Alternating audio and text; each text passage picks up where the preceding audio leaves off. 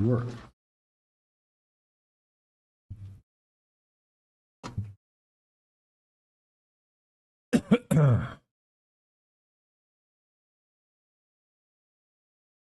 And this is a mic check. That's a good way to begin a live stream. Just cough right into the microphone.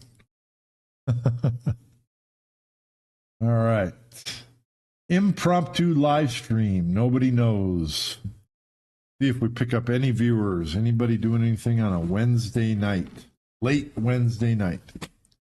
I just felt like going live and just sitting here and talking. I've got a couple of straight pool runs recorded. This one right here is a 60-ball run from yesterday. And then I ran 57 this morning, or this afternoon. So I've got those two runs, and I review my runs anyway, so I thought, why don't I review them on a live stream?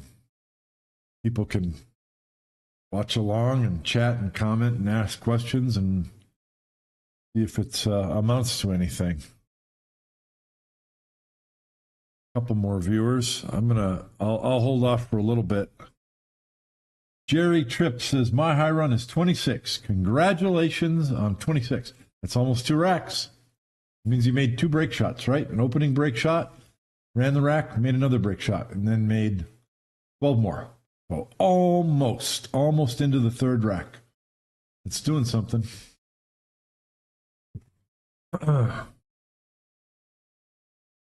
Be nice if we could run 50 balls every single inning. John Schmidt can. Almost. And a few other players can, but it's tough. My table is playing very easy right now. A few days ago, I got new cloth on it. Tournament blue color, Simonis 860 HR, so it's fast. And it's not, I thought it would be really, really slick, but it's not played on this type of cloth plenty of times. It's not too fast. It's very controllable once you're used to it. But the pockets are playing slippy, slidey, which is fine. That's going to happen. That's what every table with new cloth is like. And it'll take a month or so for it to get broken in and the pockets stop playing so loose. But I'm hitting it. I'm playing straight pool every day because I want to see if I can get there.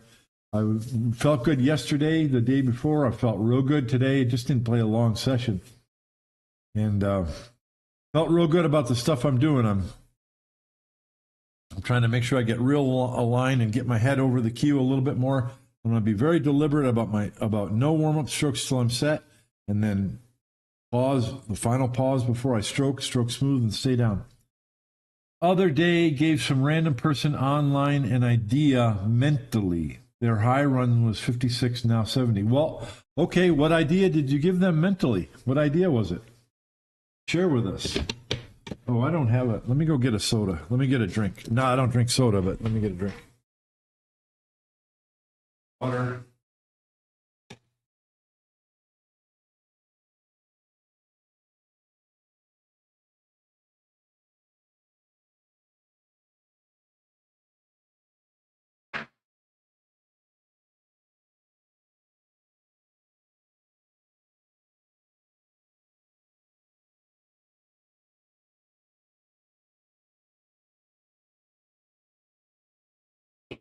Can I do a shameless plug? Why not? My live stream.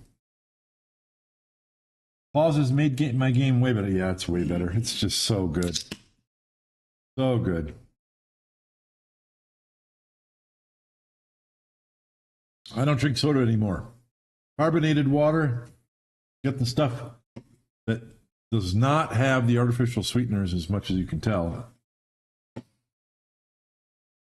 right.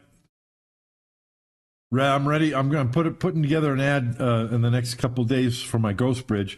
My Ghost Bridge has been available online for a long time. See, it's clear acrylic, transparent, and it's got all these holes for height adjustments. But it's been online for a while, and I've sold a bunch of them, but I'm getting feedback, and I got some great feedback from a vendor in Las Vegas a couple of weeks ago. And so I've done a couple of things. What I've done is I've eased the edges. So I've got a special router bit, a round over router bit, really tiny one for my acrylic. And it's amazing. I round over all the edges and all the holes. So rather than being a square edge when you cut the hole. It's rounded, and it comes out of that router smooth like butter. So it's a little softer. I mean, the old one was fine, but this is even better. A little softer for all your shafts. And the other thing I did was I finally found the proper grommet.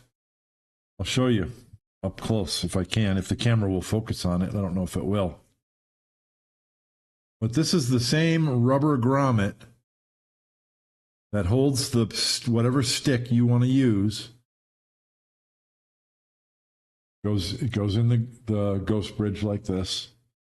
And the difference is that it has ridges on the inside, so it kind of expands depending on the diameter of the stick that you want to put in there. So it'll hold the stick more firmly when you're using this at the table. So I'm gonna make a video and kind of promote this a little more. And I just got in a whole big lot of these grommets, and so I'm ready to make a bunch of these. And we'll see how well they do. But I've got some good feedback from some friends and a vendor, and I think I'm ready to actually really market it. Unsure if that actually helped. All that frustration builds up after missing. Told them, don't think you're the boss of the table. No, you are. Unsure if that actually helped, or mentioning my high-run game, the Linux version. Yeah, I mean, what it is really is firm decisions.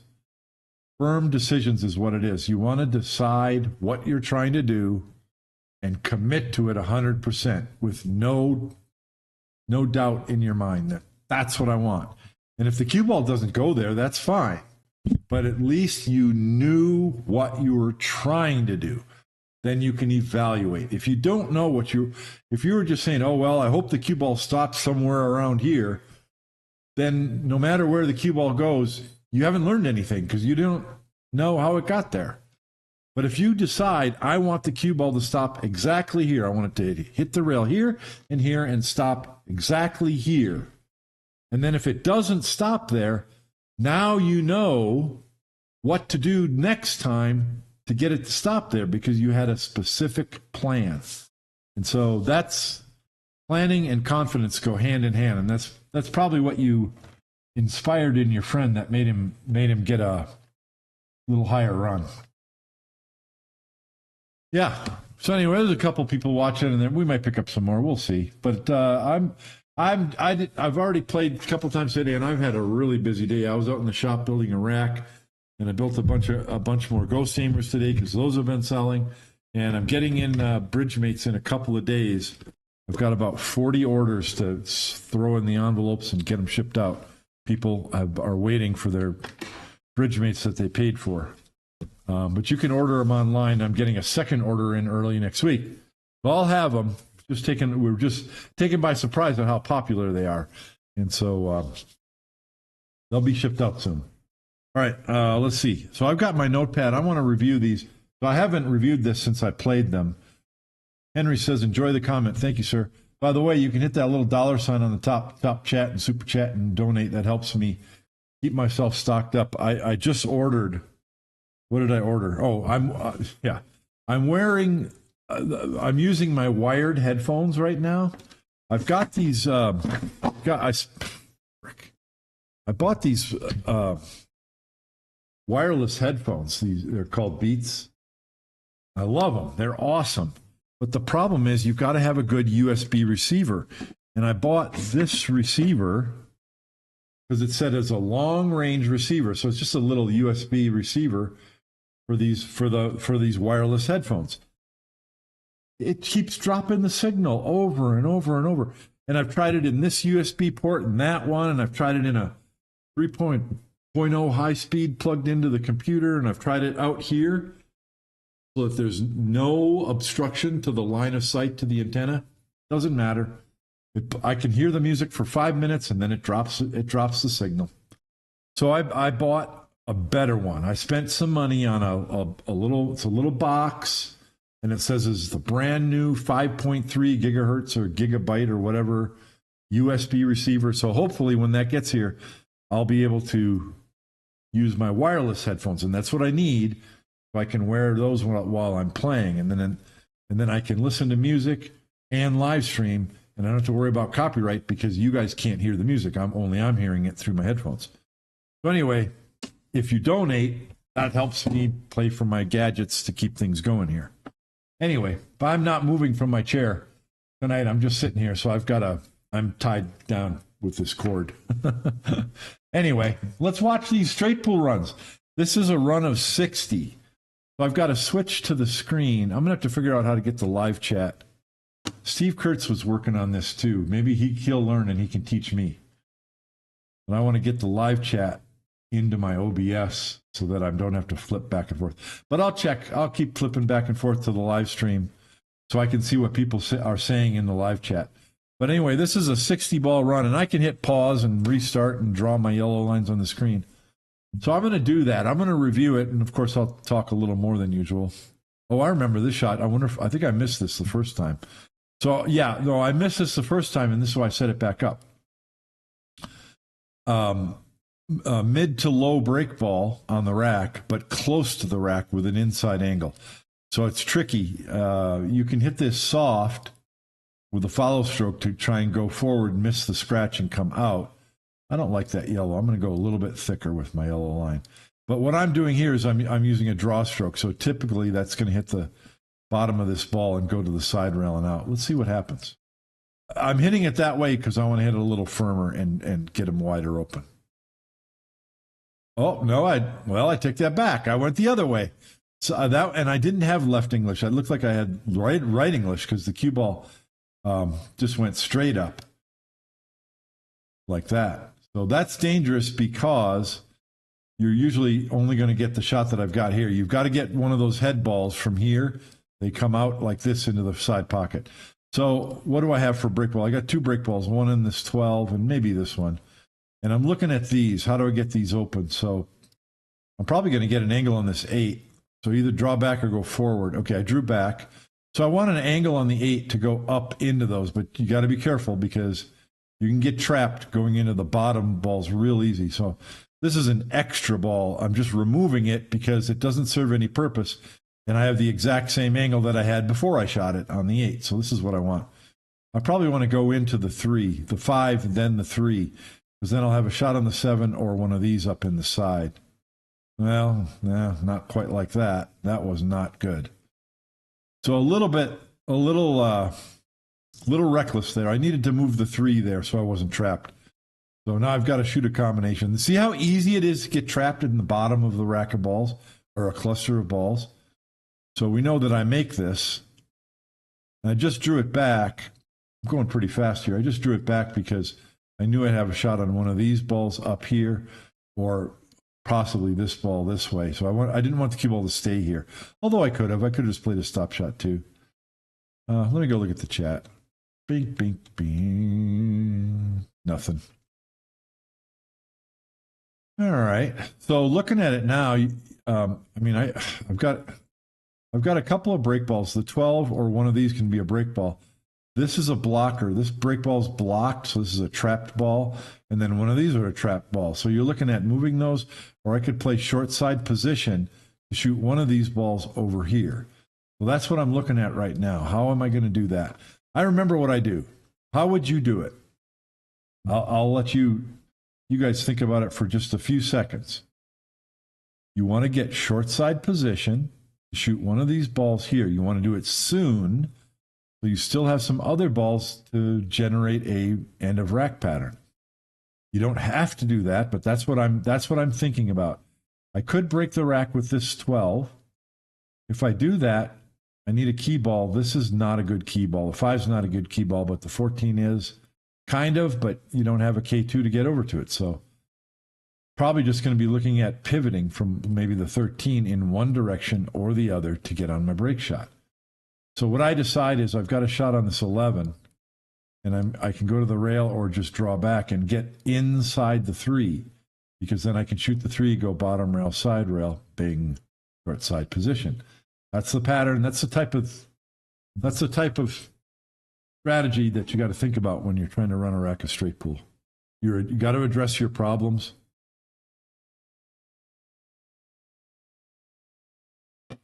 Oh, my headphones stopped. So I'm going to complain about that for a little while. There we go. Now I'm back. See, I'm wearing my wireless headphones right now while I'm shooting, but the sound keeps dropping out, and I got to go over and reset it. Pain in the butt. So I'm hoping my new USB receiver that I ordered is going to get there. So where's this cue? Oh, I decided not to play short side.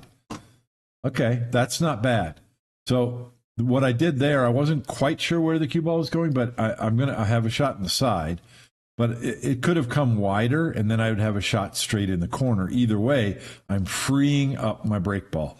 And then I want to leave the 13 because that's a pivot ball. You can get an angle on the 13 to slide over for the 1, or you can go forward 2 rails for position. How's that spaghetti? Yellow spaghetti. I had spaghetti yesterday for dinner, but I wasn't spaghetti.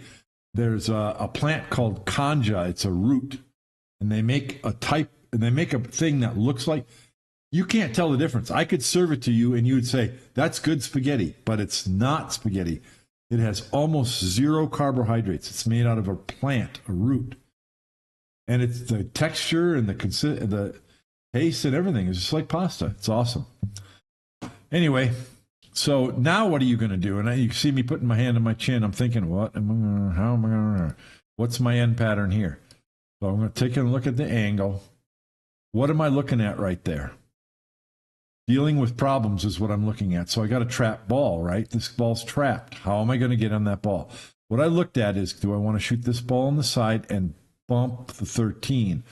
The only reason to bump the 13 is to keep the cue ball here, because then I can shoot the 5.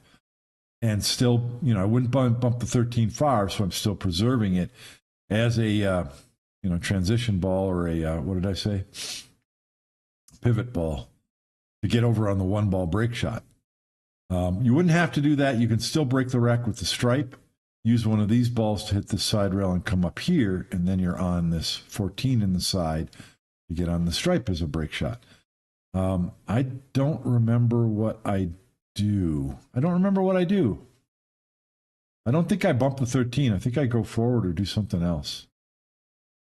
Oh, I did. I did bump it. Okay, so now I decide to bump the stripe over. If I could, I would go to the rail with a lot of left English and spin back out. But I'm just going to bump the 12. I know I'm going to have a shot on the 12. And now I do something a little risky. What would you do here? So I'm giving up on my pivot ball. I don't like it because of where the 12 ended up. If the 12 had stopped here and the cue ball here more, then it's easy to just go like this, draw the cue ball back, then you have a stop shot on the 14, and then you draw back or do something to get on your pivot ball to get on your break shot. See that? That's a standard pattern.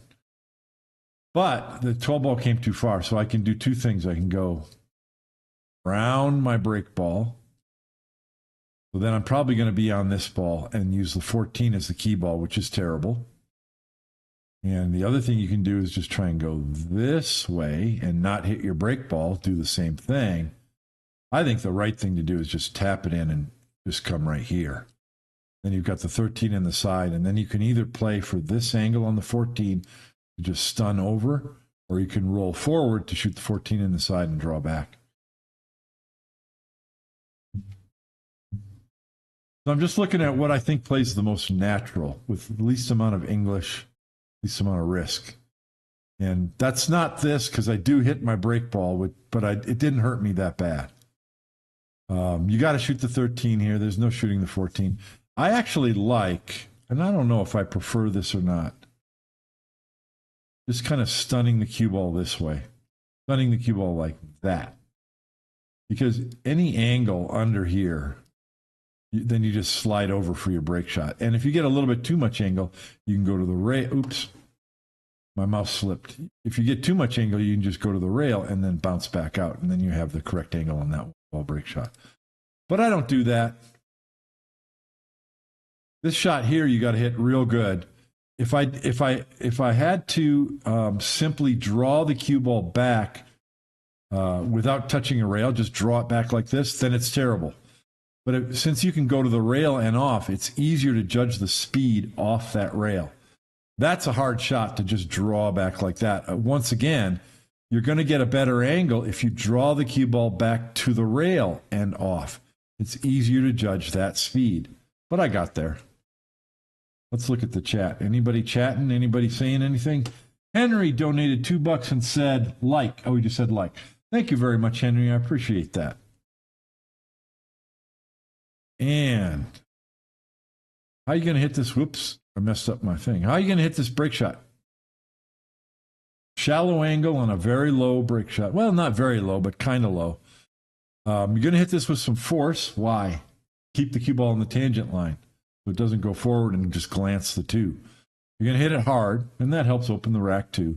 But you can just hit this with a topspin. I'm not even hitting it with that much topspin. I probably have left English. Left English is natural anyway, and the cue ball is going to hit these hard, go to the rail, and that left English slows the cue ball down, makes it bounce straight up. That's the same thing I did in the opening break shot, but I think that's what I'm doing. Let's see. Yeah.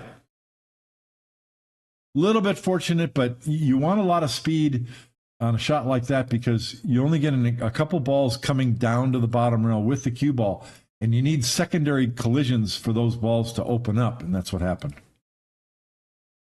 So this was natural. You're just getting a low angle on the 9 to go into these balls.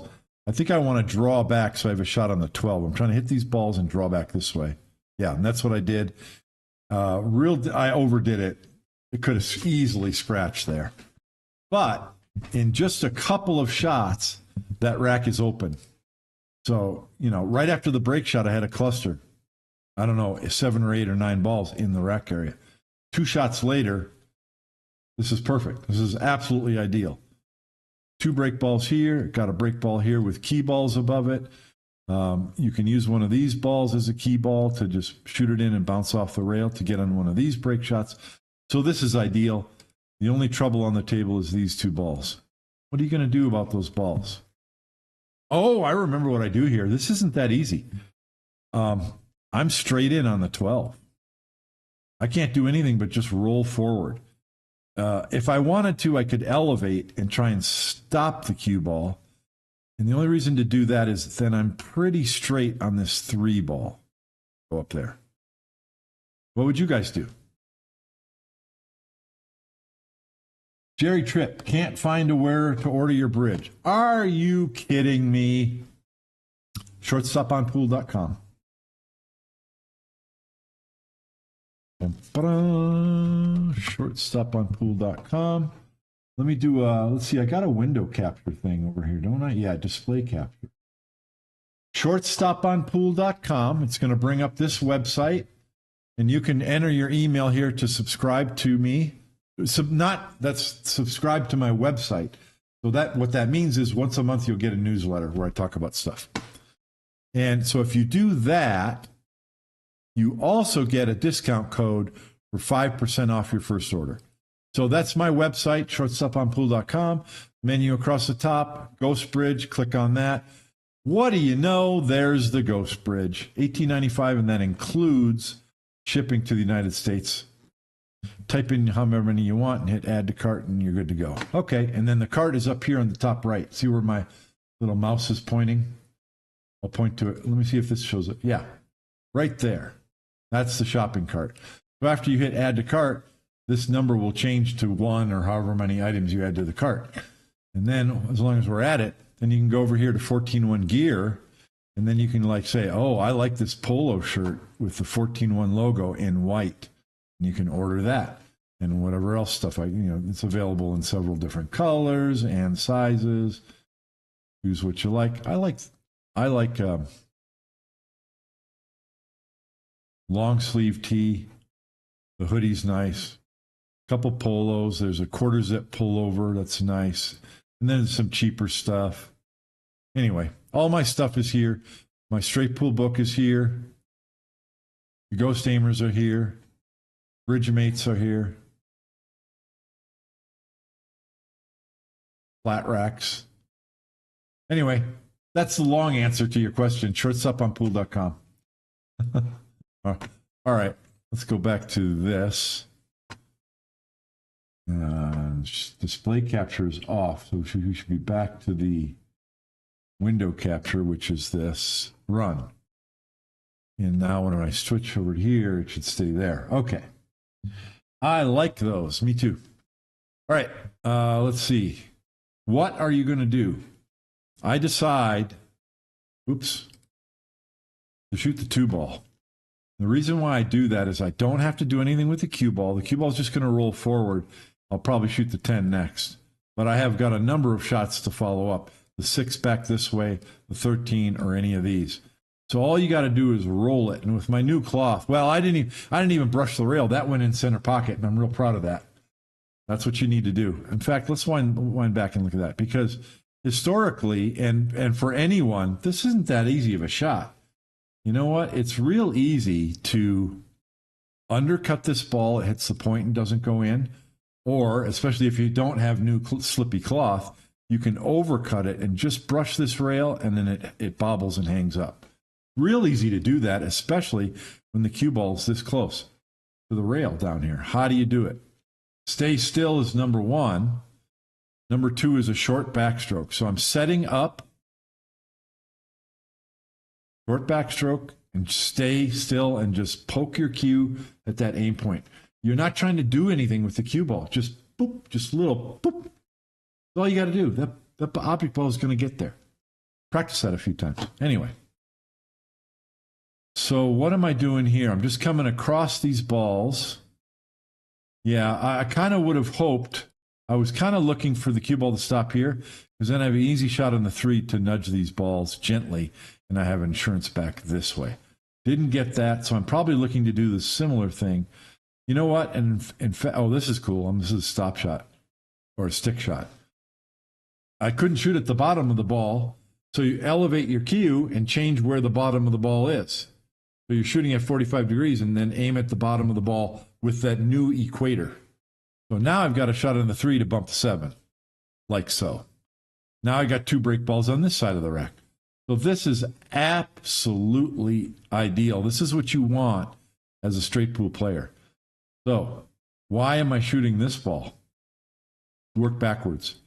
E-ball, break ball, or this one could be the break ball. So this one you probably want to roll forward. 6. Oh, wait, no. That's not what I'm doing. That's not what I'm doing at all. Let me think about this for a second. This is the key ball. So you look diagonally from the key ball. So your K2 is here. Either the 4 or the 6 is your K2. So then you're looking at what ball is best to get on that K2, and I need to eliminate one of these 2 balls. So I think, I don't know, I don't remember what I shoot, but I'm looking at it now and I'm thinking stop shot here.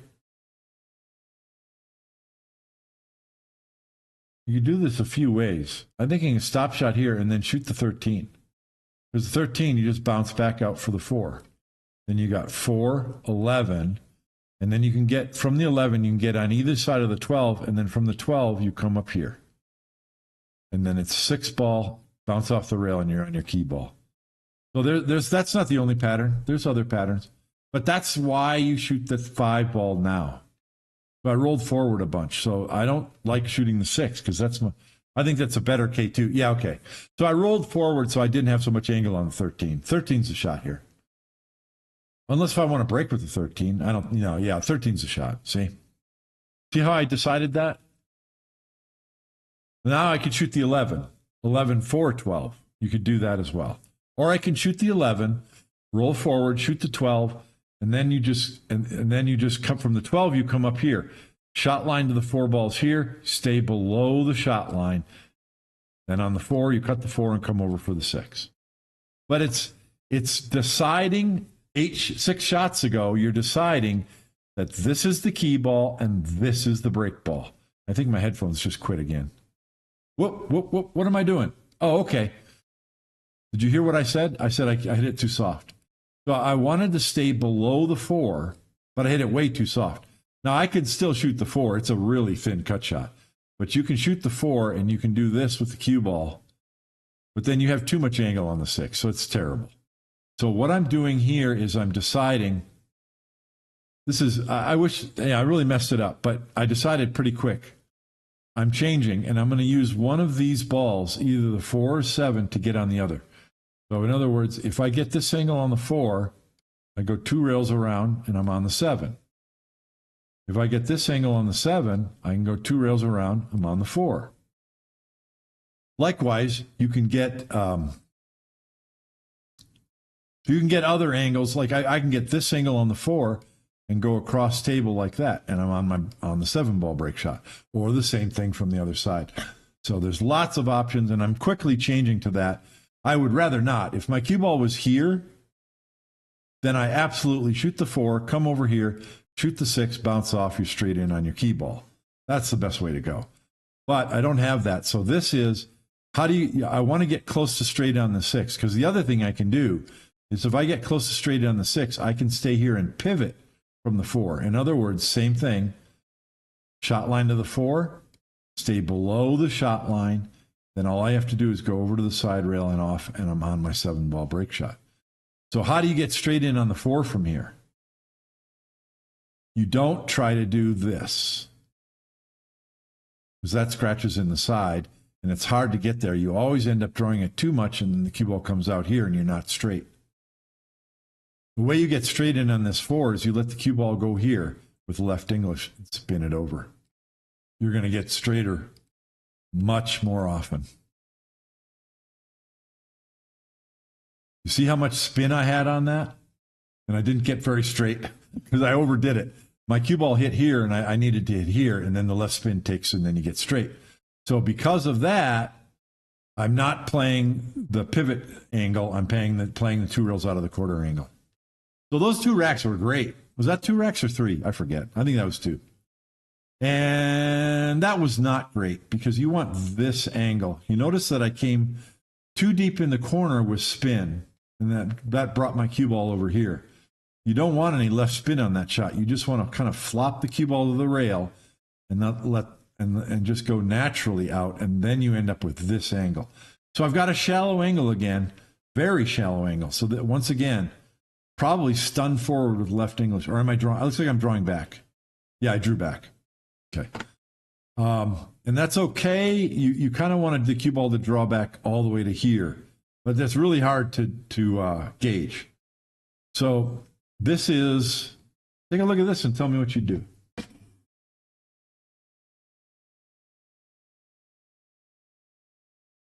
And I'm critiquing myself too. I don't like how I played that key ball. What I said is really, really, really important. Because here was the 7 and here was the cue ball. The cue ball. I got on that 7 ball absolutely perfect to go 2 rails around, but I blew it. I should have a wide open rack right now. Because my break ball was here. The cue ball should have stopped here. And then it would have been like my opening break shot of this rack. And I would have had a wide open rack. Instead of, if the rack was wide open, I would have a 90% chance, 95% chance of getting through the rack and getting on the next break shot. But with this, my percentages are lower. It's still over 50%, but it's much lower. I don't have a shot on the 6. So what I'm looking at is shoot the 12, bump the 2. The reason to bump the 2 is to get the cue ball to stop here so I can cut the 6 and smash these open. That's a re-break shot. I really don't have any insurance. The other thing that you kind of want to do is, you know, the 8 ball goes, and I think I end up shooting the 8 because, yeah, in fact, I think that's what I do. I'm deciding what. So getting a shot on the 6 is the re-break shot without insurance option. So it's riskier. I want something less risky. So I'm noticing that the 9 ball is a key ball for the 8. So I can shoot the 12, just come over here and get real straight on this 9, or get such that I can hold the cue ball below the shot line to the 8. The reason then is I can stun the cue ball up into these balls and just stop the cue ball right there. Excuse me. Because then I've got 2 balls back this way as insurance. Does that make sense? How to order the bridge. Okay, I already answered that. Do we have anybody watching? Yeah, there's a few people watching. So that's what I eventually decide. Whoops, didn't mean to do that.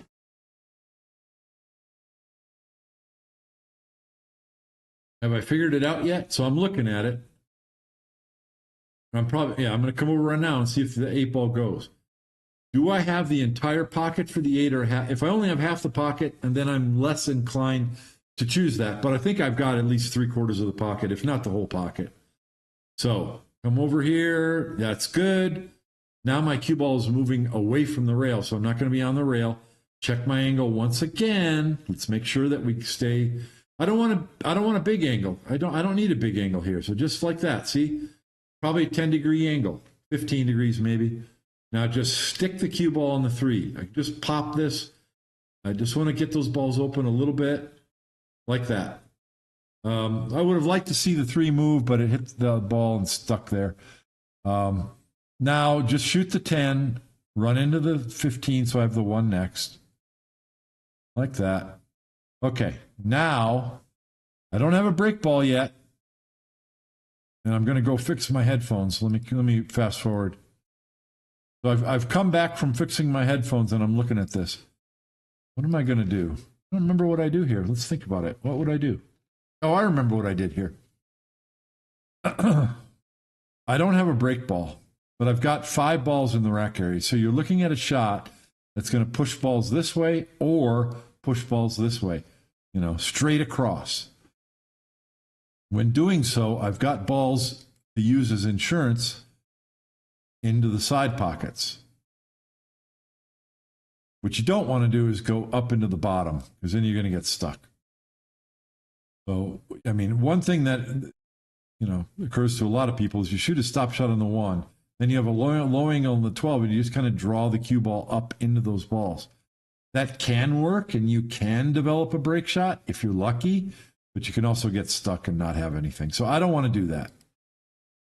So I'm looking at something else, and what I finally decide, and you'll see me motion at it when I hit play, when I finally realize is that 4 ball on the side is good.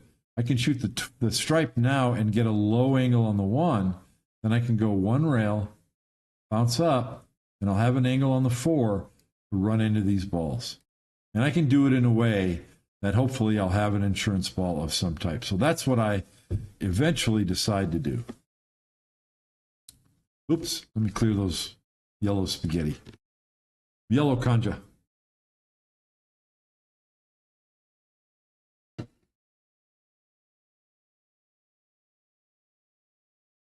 Jerry Tripp, amazing concept in teaching. It's how I learned 1 pocket. Very cool. Yeah, I'll do the same for 1 pocket someday too, but straight pool's on my mind right now. So notice how much time I'm taking. You've got to recognize when these crucial points in a rack happen. Take your time, figure it out, make a specific plan. And that's what I did. I'm not guessing here. Now look, there, that's the angle I want. Now I mess it up. Now, did you notice what I did there?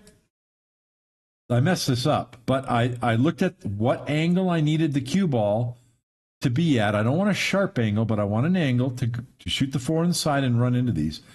After doing that, I put my cue stick down here. Because in order to get this angle, you don't want your cue ball to hit there. You need your cue ball to hit before there and then bounce out and land on the line that you want. So I'm going to rewind it. Just so you can see what I'm talking about. I got my ratty shop clothes on. So, oh, wait. Oh, yeah, I do it now. Watch. Angle to the shot. That's where I want to hit the rail. See? That's what you do. That's how you make a specific plan. Now I hit it bad. I come too far.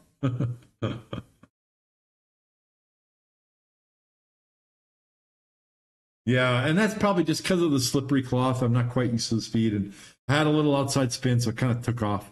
And I'm like, darn it. Oh, and I'm going to complain about my headphones just quit again. So let me wait. Okay. So I studied this again. What am I going to do? Because I don't have an angle on the 4 anymore. Now, the only shot I have is the 5. So you can try to draw the cue ball back and get that angle again to shoot the 4 on the side and run into these. That's an option. I don't think the 11 ball goes. I can roll forward, shoot the 2 and run into the 11. That's terrible because you don't know where anything's going. What I decide to do is stun forward just a hair. I want the cue ball to replace the 5. I want to kind of a shallowish angle on the 4, because then I can let my cue ball run into these balls. And that's what I decide to do. See that? Stun forward, get this angle. And I think what I'm, I think what I'm trying, I don't remember, but I think what I'm trying to do here is I want to brush the 11, because I want to knock the 11 over here for a break ball. But the other reason is after hitting the 11, my cue ball is going to hit these very softly and just open them up a little bit. But what I'm trying to do is keep my cue ball here so I have the 2 in the side as insurance. It's very likely that if these open up, they'll kind of go this way and the cue ball goes this way, and I'll have a shot on something over here. But I'm trying to keep a shot on the 2 as an insurance ball also. So you want to make it, so once again, specific plan. I wouldn't have to do any of this if I would have played the correct position on my break shot and spread the balls wider. But you got to be able to do both. So let's see. I think I'm trying to run the 11. Maybe I'm not. Yes. Okay. Hit it terrible. And I hit it terrible, and then I hit the 11 way too thick. Didn't make a break shot, but I do have the 2. Now, what are you going to do now? I've already made a plan. Can you see it? So the 3 ball goes. I don't have a break shot, except that I do have a break shot. It's right here. 13 ball. You can get an angle from either side of the rack to cut the 13 and go up into the ball. So that's my break shot. And any of these 3 balls, probably the 11 could be a good key ball, but not necessarily. Either one of these, the 6 or the 14, is going to be my key ball, because I can shoot one of those into a corner pocket and then slide my cue ball down to get that angle on the 13. So what I recognize really quickly is that shot on the 2 ball, which thank goodness I played for that insurance ball, because I didn't get another shot. I can just draw the cue ball back here and I have a shot on the 3. Then depending on that angle, I can go from there. So let's see what I get. So I use the rail. Oh, I remember what I do. Take a look at this. So now you need an end pattern from here. What are you going to do? What's your end pattern? You have to shoot the 3 now. It's the only shot. So you have a very, very slight angle. Your cue ball is going to want to go this direction. So what's your pattern to get on the 13? Get on the 13 ball break shot. I'll give you guys a sec.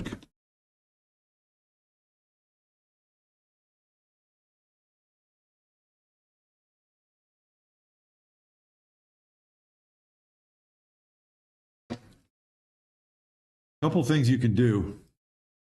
Your cue ball is sliding this way. You can let it slide this way and then shoot the 14 in the side. From there, if you get straight, you can have a stick shot. Then you can shoot the 11 and either bounce straight up to this side or bring the cue ball back this way to shoot the 6 ball this way. That's one option. I don't like it. It's too nitpicky. It's too careful. It's too, you got to play too tight. And you can get the wrong angle too easily. What I decide to do, what I recognize after looking at it for a sec, is that both of these balls go in this pocket, both of them. So the thing to do is to slide the cue ball down all the way down here. So I'm clear of the 13, and I can just tap this ball on the side, go to the rail and out, and I have position for both of these balls. So evaluate which is easier, doing that or trying to control the cue ball just right for the 14. I'm playing very tight position for just one ball. But this way, if I put the cue ball here, I have a large margin of error for 2 balls. So that's the better route.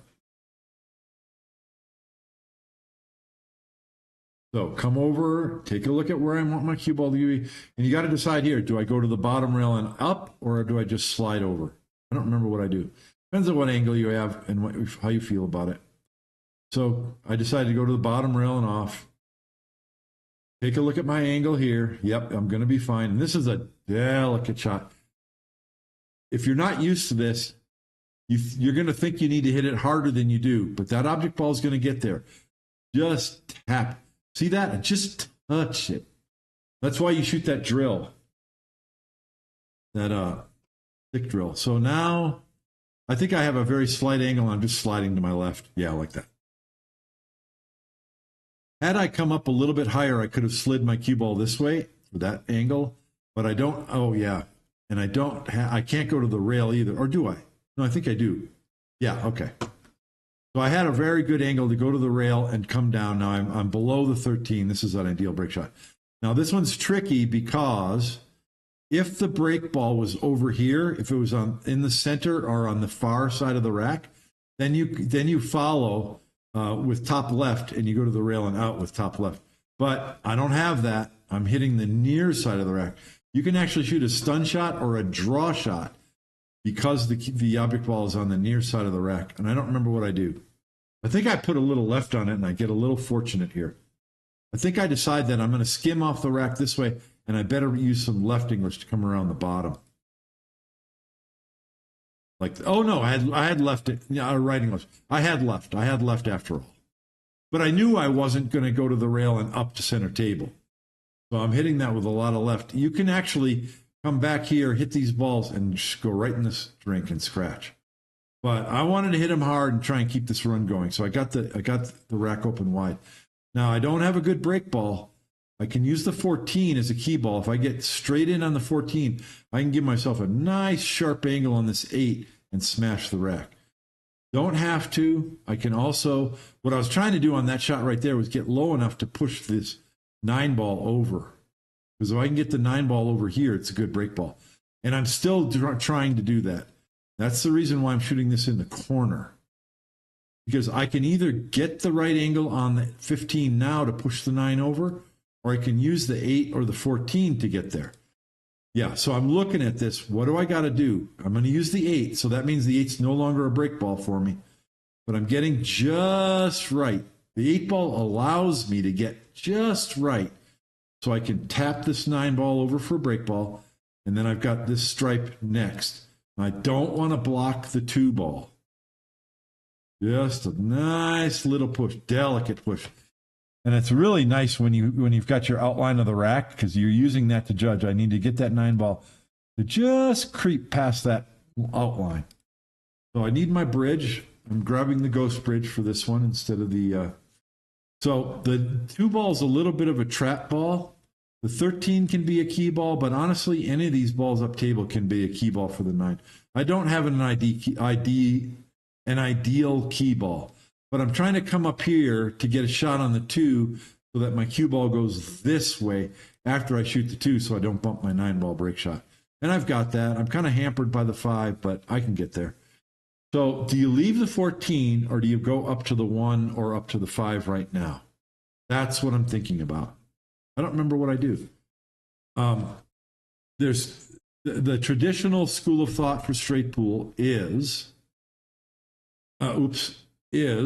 clear your up table balls. I got 4 of them up there. So the thing to do, old school, would be 2 ball, shoot the 1, and if you get a big angle, you can come over here. If you don't have a big angle, you can shoot the 7, and then get your cue ball over here, and then shoot these. In other words, clear all of your up table balls, so that then you can come back down table and work it. The 9 ball is your break shot. You can do a couple of things. You can do several things, but the most common one is to get an angle on the 14 and bounce out like that, and then break shot. That's the old school. But when you have new cloth, flippy slidey pockets, doesn't matter. You can use one of these balls as a key ball. And the reason why is this is the angle you want on your 9, right? For a break shot. Well, a cut shot on one of these balls, you just go to the rail and come out. Bing, you got it. So, and I think I decide, rather than shooting the 2 ball hampered by the 5, I'm going to go ahead and remove the 14 because the 14 is no good. Now, if you have a key ball in the side pocket, then you absolutely leave that 14. That's the second to last ball you shoot, because that sets you up for your key ball into the side. But I don't have that. So I'd like to get rid of the 2 ball as well, and even the 14. So I'm going to go ahead or even the 10. So I'm going to shoot the 14 and come twice across. And that was terrible. Ay is right. What I was trying to do was to come twice across and over here. If I come far enough, I can shoot the 2 ball. If I don't come far enough, I can shoot the 10 and then come over for the 2. Then I can bounce over, use the 5 to get on the up table balls. That's what I was trying to do. So I got lucky. Lucky, lucky, lucky. But guess what? When you get lucky, you say thank you that I play well enough to get lucky. So now I've got the shot on the 5 on the side. I like the 10 ball off the rail. That becomes a better key ball because it's easier to control. So I'm leaving the 10 and I'm going up to this 11 in the corner because that you shoot the 11 because it. Or actually, I got a shot on the 2 on the 7. But if I didn't have as much angle on the 7, I might shoot it. Oh, actually, the 3 ball goes. You want to shoot one of either the 3 or 11 because then that opens up the other ball to either corner pocket. So now it's 1, come over for the 11 or the 7. And I might even be looking at the 10 as a key ball for the 5 because the 5 isn't a great key ball, but the 10 allows you to get good on it. And then you can just draw back here and then you're on a 9 ball break shot. So that's what I'm doing. I'm using the 7 now to get on the 10. So I'm going to go look. Go look, Bob. Oh, I didn't go look. Anyway, this is 2 rails like that. Get somewhat straight or past straight because then you can go off the rail and come over and get that angle to draw back for the 9 ball break shot. And I remember this too. I mess it up. I needed to go to the rail and roll forward to here, and I kind of stunned it and I came back. So I'm just going to follow forward with right English and try and get that angle on the 9 ball. That's okay. That's a little close. So I'm shooting a little too fast and a little too lazy now.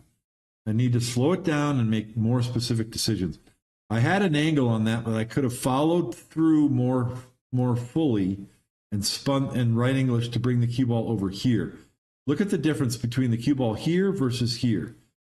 This is a much better shot. So that's not to say that this one's bad, but I'm stretched out more and I have less angle on the ball. So and I'm even getting my extension. I drilled up my cue and threaded and tapped it for this carbon fiber extension. And luckily it turned out pretty good. So now I've got an extra 8 inches. I can grip further back with a closed bridge, and I'm probably shooting below center, just trying to come back to center table. That's not bad. Come on, 12, because if that 12 doesn't come up there, what do I have? I've got a severe cut on this. Is that the 8? It's the 4 ball on this 4 ball from there, and that's no picnic from there. But as it is, I'll pause this for a sec. I know I have 2 options. I don't remember what it is. I know that I'm going 2 rails like this because if I get the center table, then I have a very reasonable shot on this 4. I think maybe I'm thinking also that if I don't like the 4, I can shoot this 14. But this, okay. Remember, this is the same thing I said earlier.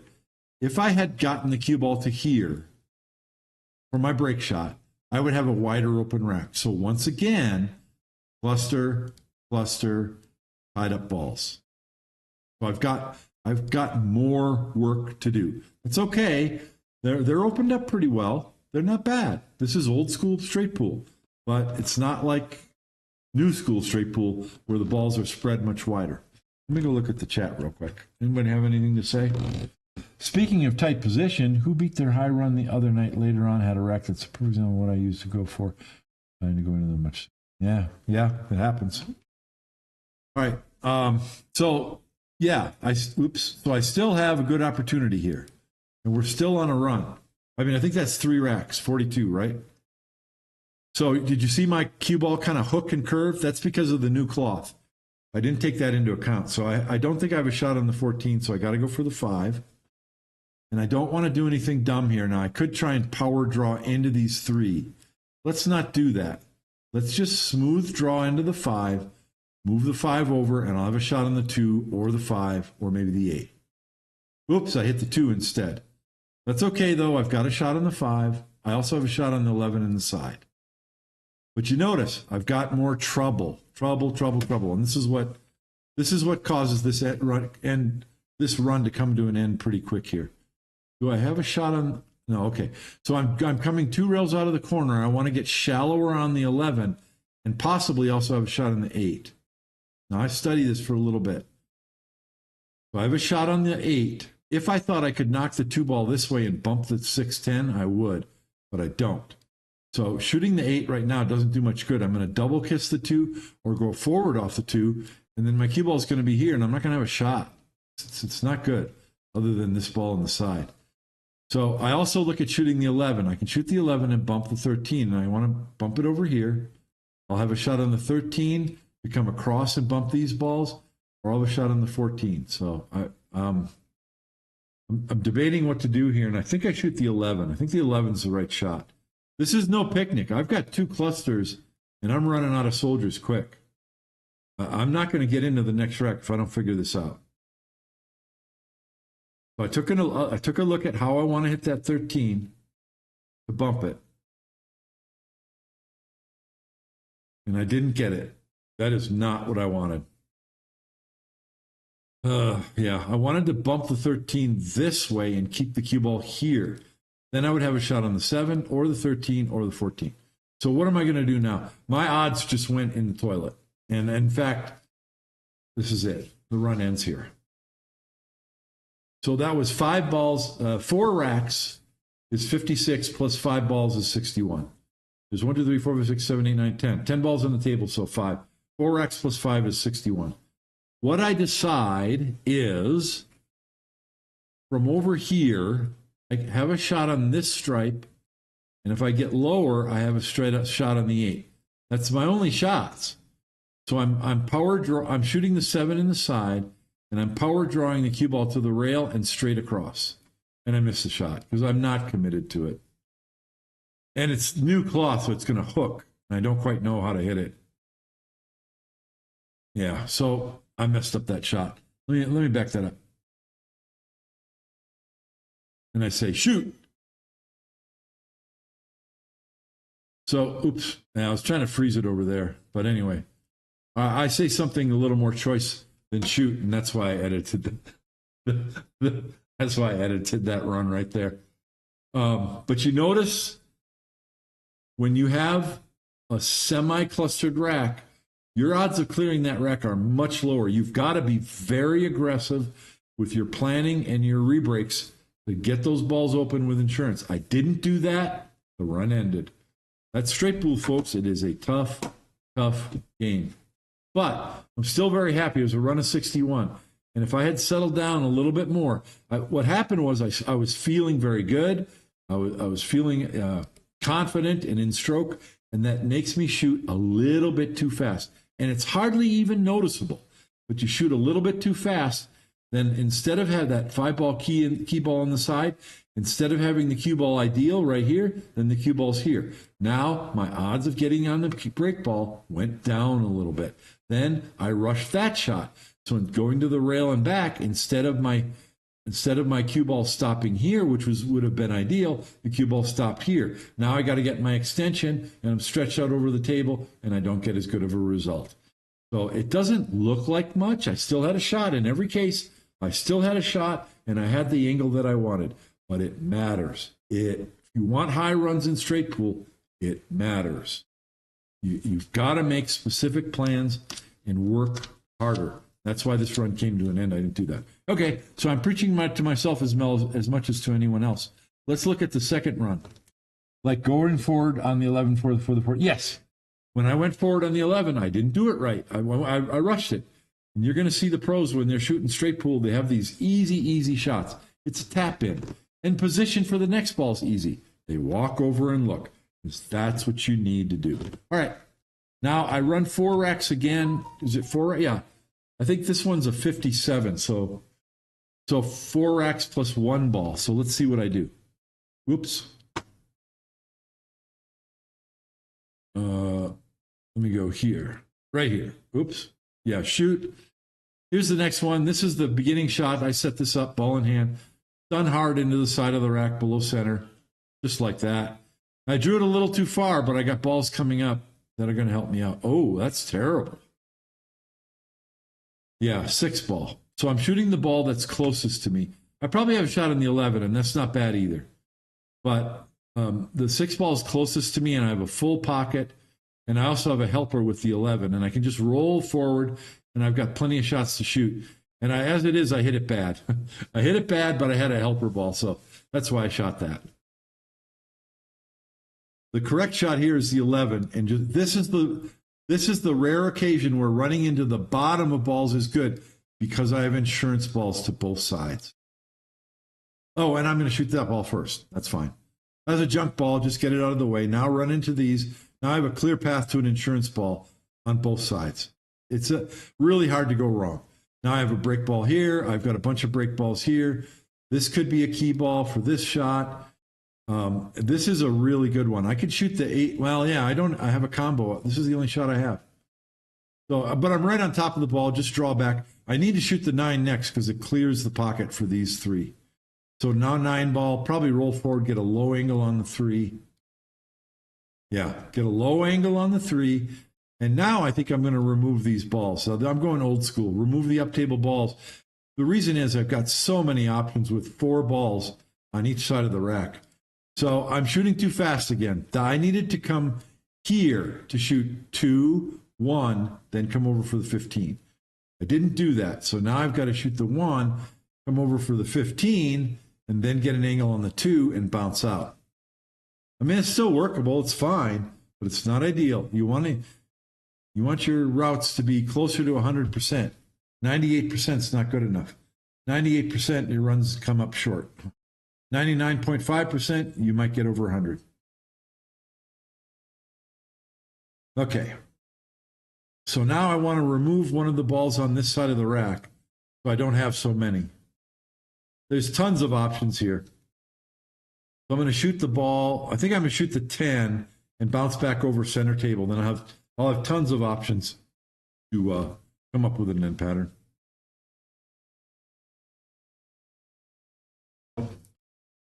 That's real good. So once again, I don't have a key ball above the rack, so I'm going to use one of these balls. Probably it'd be nice to use the 8 as a pivot ball. Yeah. So now I'm set up for the 8 balls of pivot ball. Stop shot here, low angle on the 8. You either draw up to here or go to the rail and out. That's how you get on your 14 ball break. Okay, take what I just said and switch it to the other side of the table.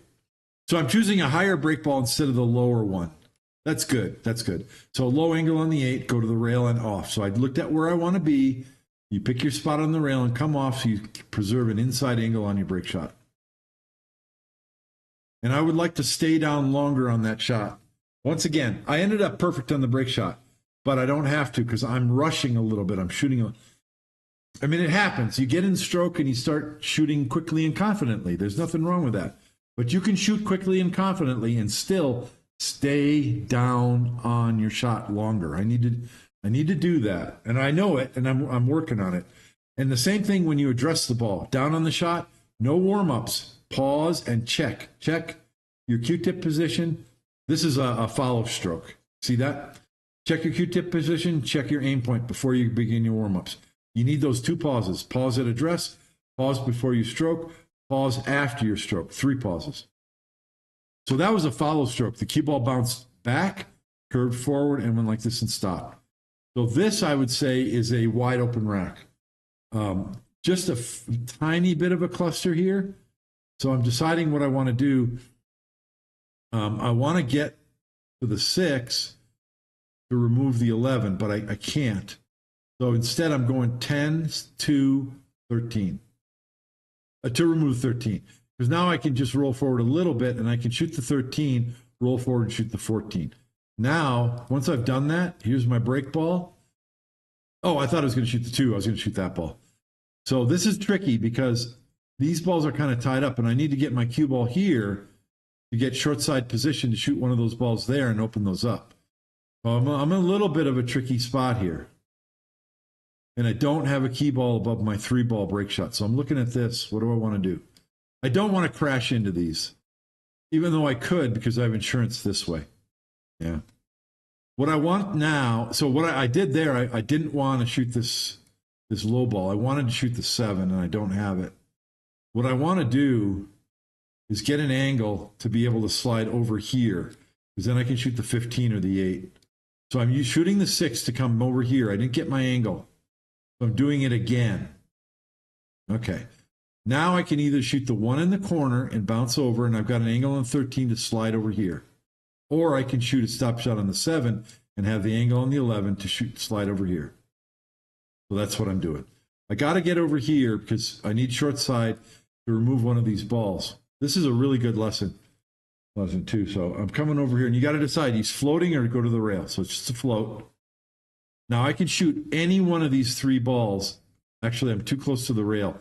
So I'm going to shoot the 5. That's a junk ball anyway. I'm just drawing back to where I was, but I want the cue ball off the rail. Okay. Now I look at this for a little bit. I'm going to pause it for a sec because this is the key point. And I study this for just a sec.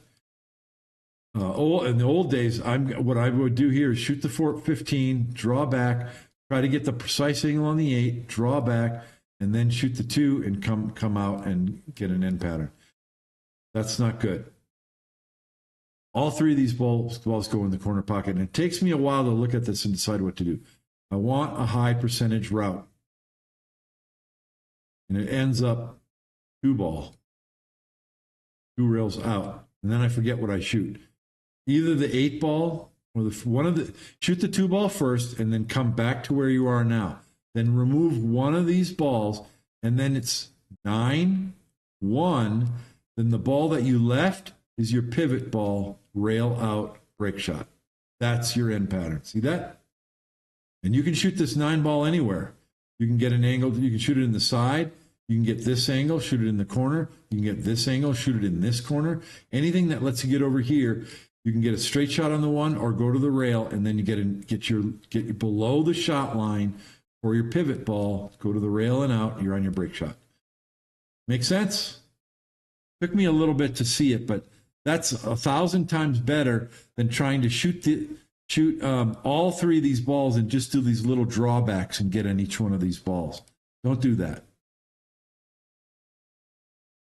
It just takes me a little while. I figured it out. Come on, Bob, you can do it. What I'm looking at now is, do I want to shoot the 15 and just stop the cue ball and then shoot the 1 on the side? No, that's terrible. Okay. So, yeah, I'm a little bit frustrated, but I'm figuring it out. There we go. I got it. 2 balls, the correct shot. Okay.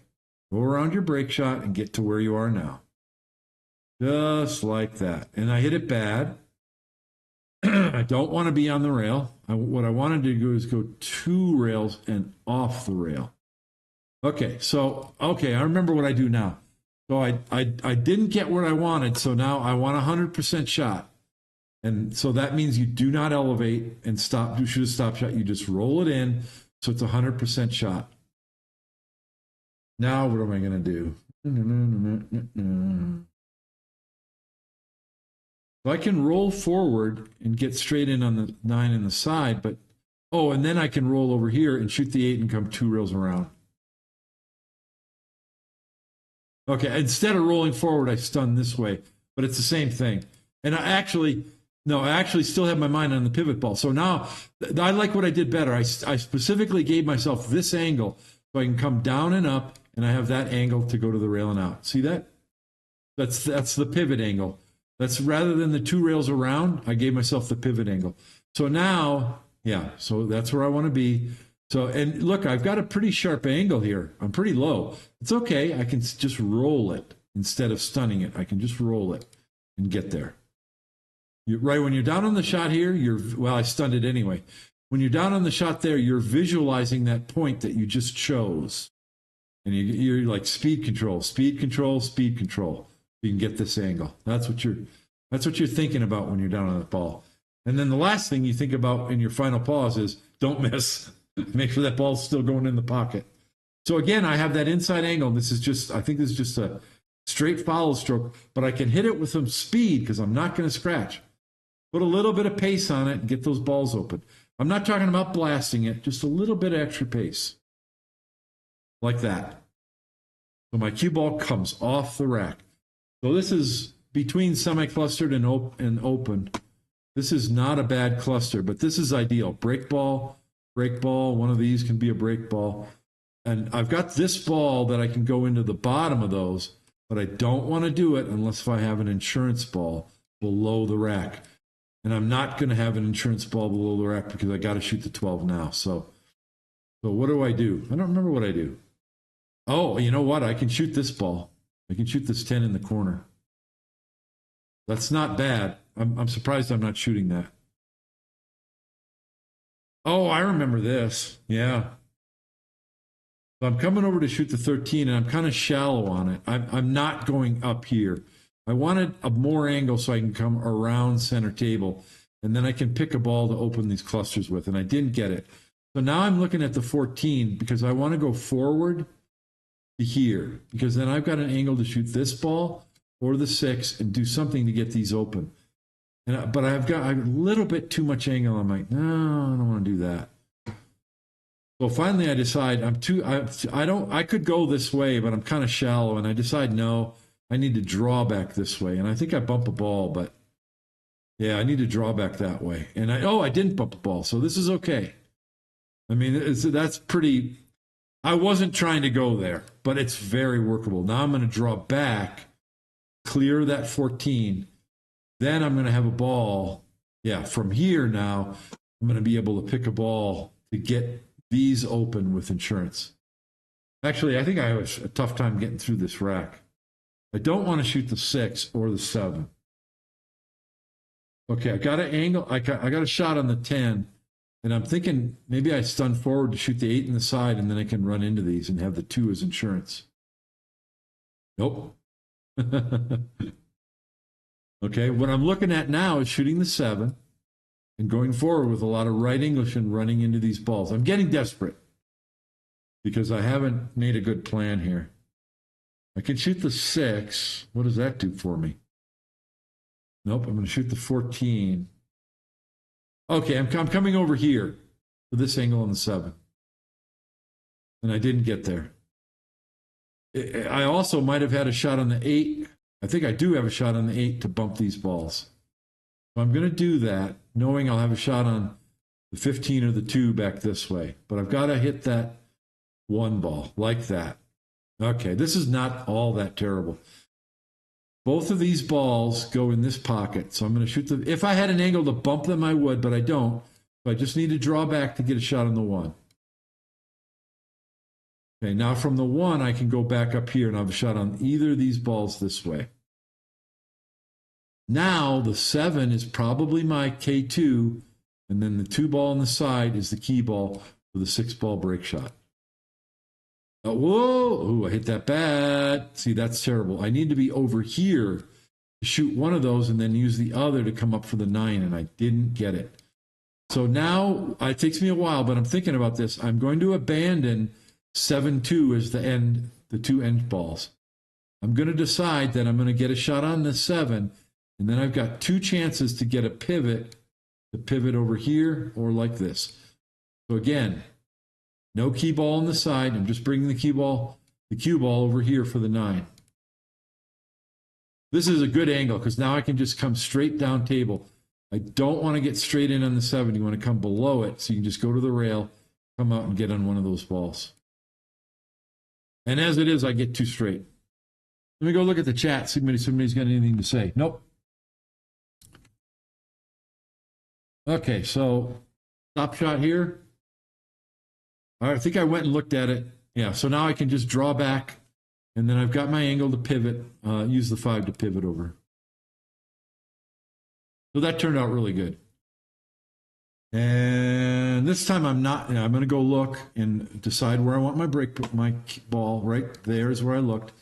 So I'm not going to the rail. I'm stunned, kind of a stun draw. You got to practice these. You want to get the cue ball farther away from the break ball than closer. If you try to put the cue ball here, you can end up at the wrong angle much easier than if you put the cue ball farther back. You put it farther back and you have a wider margin of error. Good angle here. The straight high ball again. Hard to go wrong. Is this the second rack or the first rack? This is the second rack. Is this the third rack? I don't remember. I lost track. Doesn't matter. I think this is straight high ball. Let's see what the cue ball does. I might be drawing it. I did. I drew it. I wanted to really spread them, so I drew it. And that's the one where it draws to the side rail and spins down. Sometimes it'll pass these balls and come all the way over here. But this is ideal. Totally wide open rack. All I'm trying to do is bump the 7. I'd like to get the 7 up here and maybe even make a break shot. But I want to remove both of these balls because then all of these have an open pocket. I've got balls on both sides of the rack for a break shot. I'm probably going to want to go get my... This isn't ideal. I needed more angle and I needed to be able to shoot this without a bridge because then you go forward and come over here for the 13. But I'm looking at this and like I am not going to try and stroke this with top right with a bridge on new cloth and get that cue ball to hook forward and come over here. I'm like, no, nope, I ain't going to do it. It's not going to work. So, and I've got to use the top part of the bridge to stroke down. So I'm just trying to bring the cue ball this way. Between those balls, I'm going to have a shot. Just get that cue ball clear. Get it out of there. Okay, now we need to figure something out. I've got to get rid of this ball, and I got to get rid of these two. Every other ball on the table is useful. So I don't mind shooting the 15 or the 5 right now. I don't remember what I do, though. I might shoot the 8 and come over for the 13. Yeah, that's what I'm going to do. Got to get rid of that 13. And now what I'm trying to do is just come straight up here because I've got lots of shots. I can shoot this ball, one of these balls, and preserve a break shot. Obviously, the 2 ball or the 9. And I come up short. I've got a shot on the 15.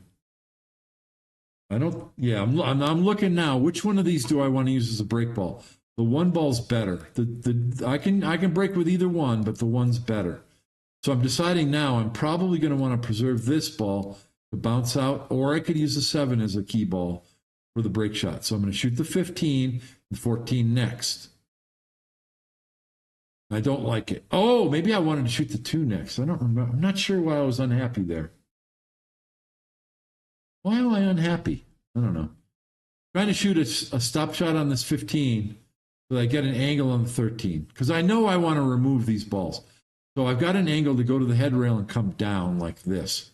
So I'll have a shot on the 8 or the 14 or the 2. I like the fact that I came over here and looked at where the cue ball's hitting the rail and judging how far I need to come down. I want to get this cue ball down here. Okay, now the only balls that are left are useful balls. I can shoot the 9, I can shoot the 8. If I don't want to shoot the 14 because I'm going to move my break ball. So I'm trying to come out. So I can shoot the 14 without bumping my break ball. And I did that. So now I would need to come out again, and I can shoot 2, 9, get on the 7, roll forward. I'm on my break shot. Very nice. If I hit that shot right there, if I hit it too hard, yeah, I did hit it too hard. If I hit it too harder, if it came over here, then you shoot the 9, and then you use the 2 ball to get on the 7 in the side. Or you shoot the 9, come out and get on the 7. Stop shot on the 7 and you're on the 2. And you come around and you're on your break shot. Got it? So these are useful balls. There's multiple ways to use them and maneuver. I got the absolute worst angle because if the cue ball had stopped here, then you just shoot the 9, you just boop, come over here, stop shot, bing, you're on your break shot. But I didn't get there, so I have a very bad angle. You can be tempted to want to do something like sun draw the cue ball over here or force follow like this and try and get on that 9 ball so you can go stop. That's the wrong thing to do. What's the right thing to do? Can you guess? Go look. That's the right thing. Get straight in the side or straight in the corner. That's what you want to do. Minimal cue ball movement. Just make the 2 ball and roll forward to here. Even if I don't get a good angle on the side, you can still shoot the 9 in the corner, go to the rail like this, and boom, you're on your 7. Minimal cue ball movement. Oh, And I didn't do either one of those. So this is the next best one. Pivot ball. I'm really stuck on pivot balls today. I have a slight angle on the 7, and I can just kind of go forward and then use the 9, stop shot on the 9, and I have the pivot angle, go to the rail and out. I'm on my break shot. So there's like 4 or 5 patterns from those balls. You need to recognize what are the useful balls and what are the junk balls, right? The junk balls were the 2 balls here, this ball here, and the 2 balls there. So get rid of your junk balls and leave the useful balls. Because you have lots of options if you leave just your useful balls. So I hit that bad again. I'm on the rail, but because I have the right angle, I can just go to the rail and off. Just roll it in. Pick your spot. I picked this spot right here. Let's see how close I come. Look at how much time I'm taking. I love the fact that I'm slowing down and taking a little more time because it's that important. Oh, I didn't come anywhere near what I didn't come anywhere near where it was. Well, I didn't put as much thought as I needed to into my position, but I sure got an angle. I got a nice Jason Shaw angle at this one. So this one is 100% pocket the ball. You don't need to worry about position. You're going to hit this rack. So 100%. Look at me. I'm taking some time, making absolutely sure. Set before warm-ups.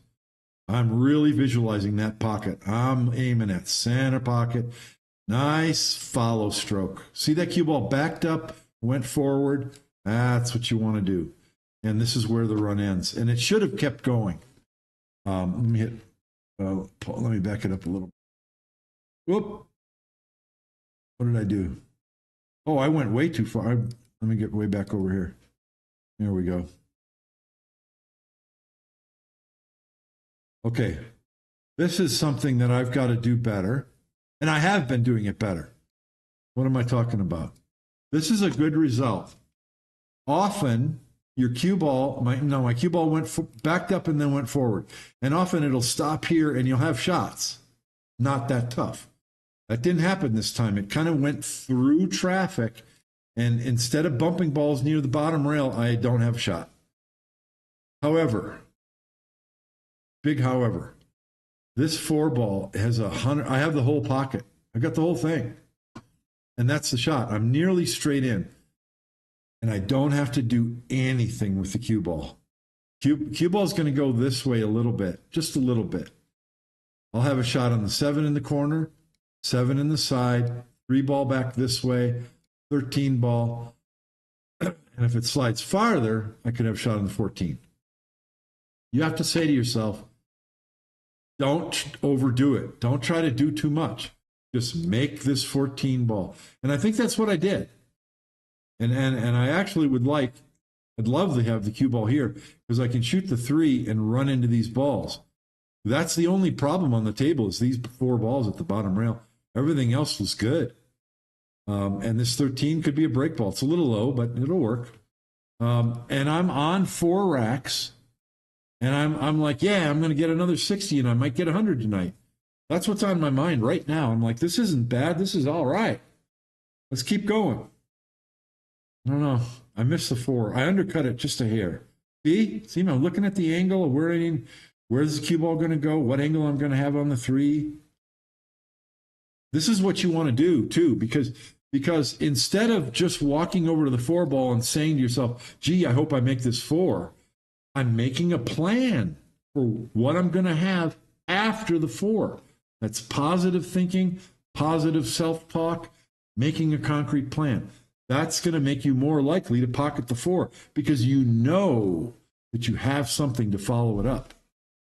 And yet I still missed it. Let's watch my head. You'll be able to see my head maybe. Yeah, just barely. Well, yeah, just barely. No, you can't see my head. Do I move before I stroke? Yeah, I missed it. Yeah. That's a shame. Yeah. Boy, would I like to have that shot back because look where the cue ball stopped. I probably would have to shoot a bridge. I wouldn't have to shoot with a bridge. I got lots of opportunities. I could shoot the 13, draw back, shoot the 9, open these up. I can use the 8 ball to set up for the 7 in the side as a break shot and smash the rack that way. I mean, there's possibilities. The balls are open. And I really thought I was going to have another run. Anyway, there's 2 runs for you. I was too tired to keep. I should have done another straight pool session tonight, but I shot this one this morning or this afternoon. I was too tired to keep shooting. So I thought, why not just do a live do a live stream and talk about it. It looks like nobody's saying much of anything, so I'm going to sign off. There's 2 runs for you, a 60 and a 57. Those are some nice, respectable runs. I think that and I had 2 practice sessions yesterday and today. Those are my highest runs in the 2 practice sessions. I had some 28s and some shorter runs, but I feel like with what I'm doing right now and my shoulder pain's like going away, I'm finding that playing 1.5 to 2 hours of straight pool is stretching my back muscles, and they feel okay. They feel good. There's just a slight twinge, but I'm not having that tingling feeling and that pain anymore. So my stretching and then playing is stretching. As long as I'm making sure I get in my stance, I'm getting my shoulder forward, and that's stretching that muscle. So it's working out. So I'll be playing straight pool tomorrow, but also some 10-ball. I'm going to play a 10-ball tournament this weekend. And then next week I'm going up to Phoenix to play on my friend's 10-footer. We'll play straight pool there. And maybe I'll live stream from there, but if not, I'll record, see if I can break my high run. I forget what my high run is. I think my high run is 53 on the 10-footer.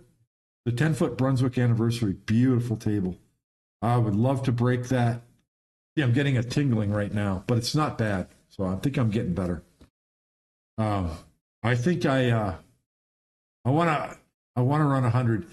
It's a refurbished table. It's been refurbished in the last year or 2. And right now I have the high run on that table, but he's going to invite some pros to come over, so that's not going to last. But I'd like to be the first person to run 100 on that 10-footer. I don't think anyone's done it yet, but they will, because he's going to have some players over there. Never watched 14-1 on a 10. Okay, we'll try. We'll see if we can do that. Whether we do a game between the 2 of us, or maybe I'll do a live stream for an hour or 2. Maybe he'll let me do that, where I just play for an hour or 2 and see what I can run. I don't know. Maybe we'll try and do something like that. All right, but that's enough for tonight. That's a good live stream. Hope you guys got something out of that. Go check out Shirts Up on Pool and buy some stuff and support my YouTube channel. Helps me out when you buy that stuff. I can buy a better microphone and a better earphone and spend more time playing pool and making videos for you guys. I've got good progress going on my next video is going to be about practice, how to practice. And it's going to be a lot of good stuff in there. I've got it fully brainstormed and an outline, and I've already started collecting some of my images and video clips that I'm going to need, and I'm going to start creating the script tomorrow. So hopefully we'll get that going soon. All right, I'm going to sign off. Thank you for watching, and I'll see you next week or next time. I'm going to play pool, play it straight. Thanks for watching. Bye now. Good night.